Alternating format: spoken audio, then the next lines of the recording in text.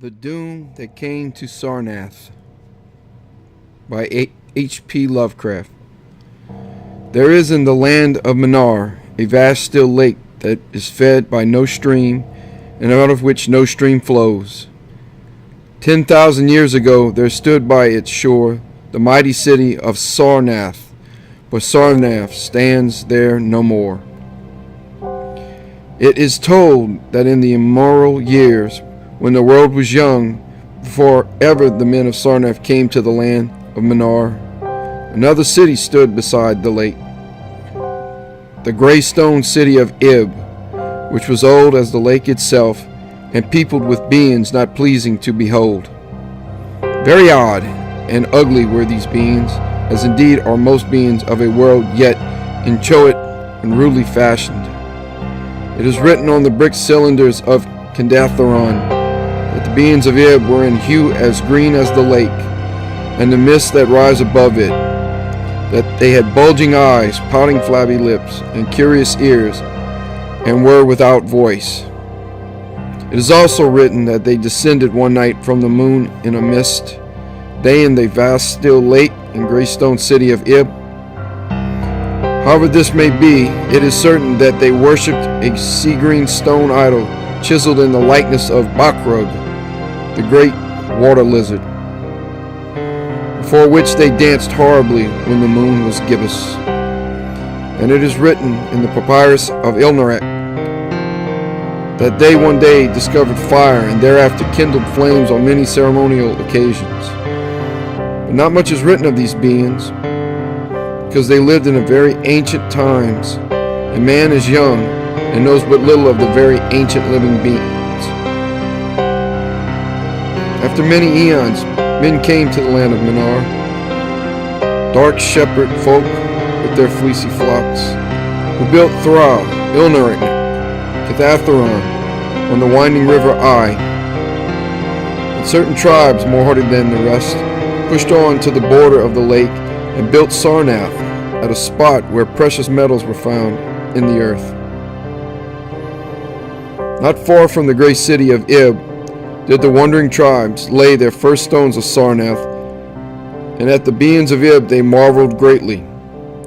But with their marveling was mixed hate, for they thought it not meet that beings of such aspect should walk about the world of men at dusk.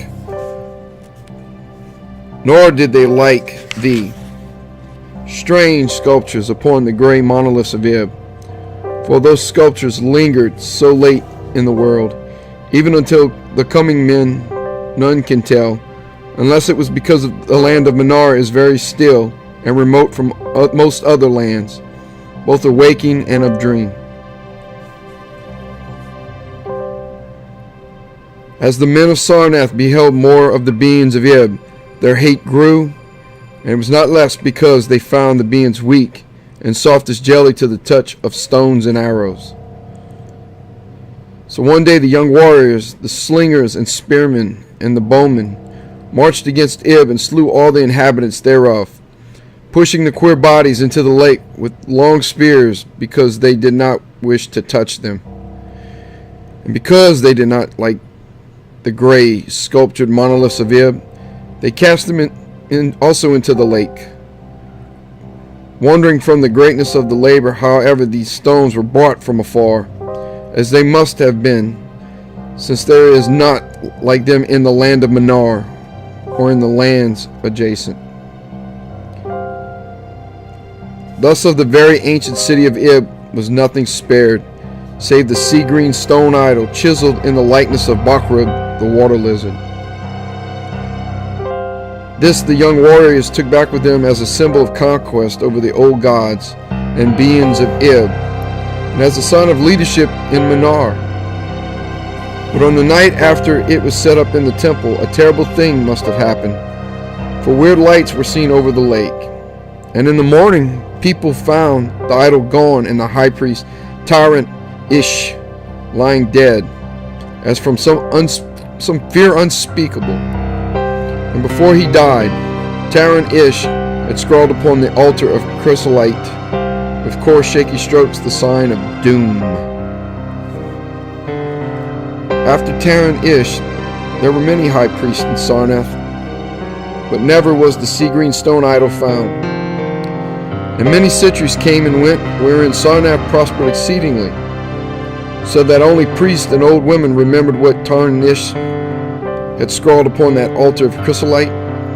Betwixt Sarnath and the city of Ilnarak arose a caravan route, and the precious metals from the earth were exchanged for other metals, and rare cloths, and jewels, and books, and tools for artificers, and all things of luxury that are known as the people who dwell along the winding river, aye, and beyond. So Sarnath waxed mighty, and learned, and beautiful, and sent forth conquering armies to subdue neighboring cities, and in time there sat upon a throne in Sarnath the kings of all the land of Manar, and of all lands adjacent.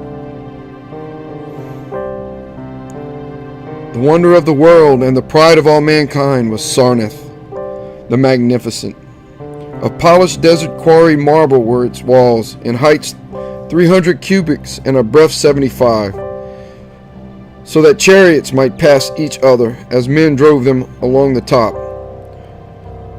For full 500 stadia did they run, being open and only on the side toward the lake, where a green stone sea wall kept back the waves that rose oddly once a year at the festival of the destroying of Ib. In Sarnath were 50 streets from the lake to the gates of the caravans, and 50 more intersecting them. With onyx were they paved, save those whereon the horses and camels and elephants trod, which were paved with granite.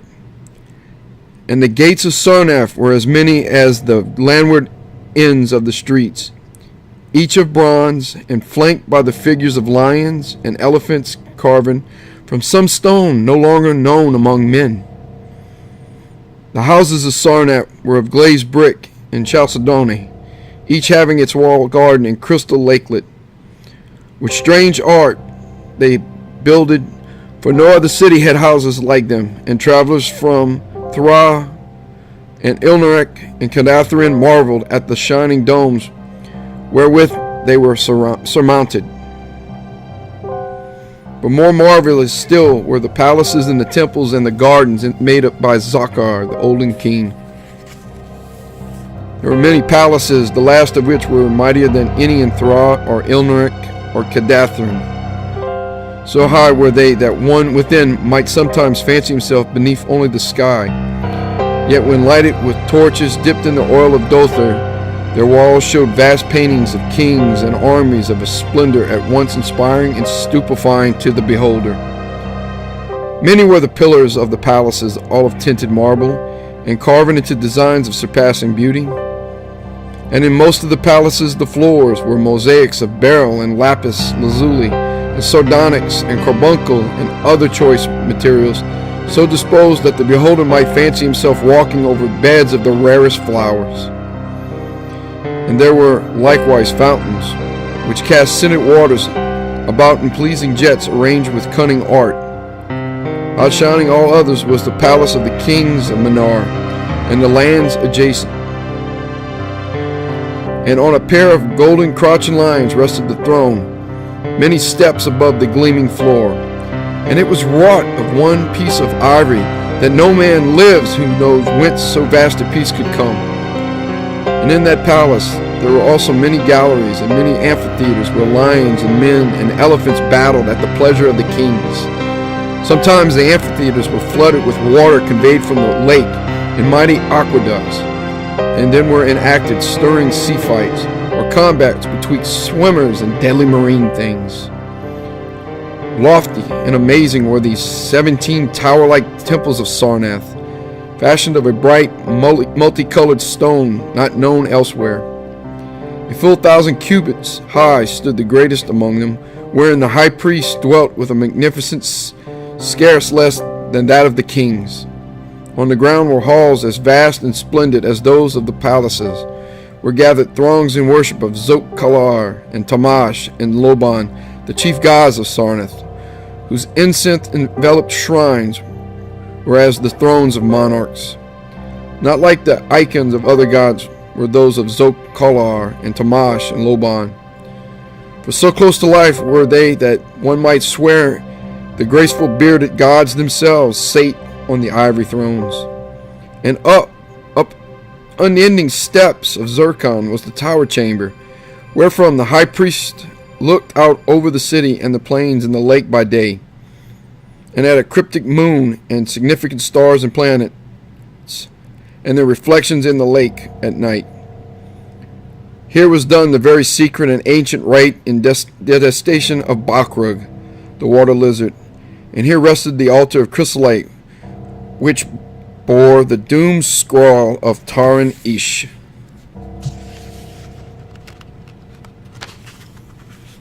Wonderful, likewise, were the gardens made by Zokkar, the olden king. The center of Sarnath they lay, covered in great space and encircled by a high wall, and they were surmounted by a mighty dome of glass, through which shone the sun and moon and planets when it was clear, from which were hung fulgent images of the sun and moon and stars and planets when it was not clear. In summer the gardens were cooled with fresh, odorous breezes skillfully wafted by fans, and in winter they were heated with concealed fires, so that those gardens it was always spring. There ran little streams over bright pebbles, dividing meads of green and gardens of many hues, and spanned by a multitude of bridges. Many were the waterfalls in these courses, and many were the lilied lakelets into which they expanded. Over the streams and lakelets rode white swans, whilst the music of rare birds chimed in with the melody of the waters. In ordered terraces rose the great banks, adorned here and there with bowers of vines and sweet blossoms, and seats and benches of marble and porphyry. And there were many small shrines and temples where one might rest or pray to small gods. Each year there was a celebration in Sarnath, the feast of the destroying of Ib, at which time wine, song, dancing, and merriment of every kind abounded. Great honors were then paid to the shades of those who had annihilated the odd ancient beings, and the memory of those beings and of their elder gods was derided by dancers and lutenists crowned with roses from the gardens of Zokkar. And the kings would look out over the lake and curse the bones of the dead that lay beneath it. At first the high priests liked not these festivals, for they had descended amongst them queer tales of how the sea-green icon had vanished, and how Taran Ish had died from fear and left a warning. And they said that from their high tower they sometimes saw the lights beneath the waters of the lake. But as many years passed, without calamity, even the priests laughed and cursed and joined the orgies of the feasters. Indeed, had they not themselves in their high tower often performed a very ancient and secret rite in detestation of Bakrud, the water lizard? And 1,000 years of riches and delight passed over Sarnath, wonder of the world. Gorgeous beyond thought was the feast of the 1,000th year of the destroying of Ib. For a decade had it been talked of in the land of Manar, and it drew nigh. There came to Sarnath on horses and camels and elephants men from Thra, Ilnarnek, and Kadatharon, cities of Manar and the lands beyond. Before the marbled walls, on the appointed night, were pitched the pavilions of princes and the tents of travelers. Within his banquet hall reclined Nagris Hai, the king, drunken with ancient wine from the vaults of conquered North, and surrounded by feasting nobles and hurrying slaves. There were eaten many strange delicacies at the feast: peacocks from the distant hills of Implan, heels of camels from the Manazic deserts, nuts and spices from Sidothrian groves, and pearls from wave-washed metal, dissolved in the vinegar of Thra. Of sauces there were an untold number, prepared by the subtlest cooks in all Manar, and suited to the palate of every feaster. But most prized of all the viands were the great fishes from the lake, each of vast size and served upon golden platters set with rubies and diamonds.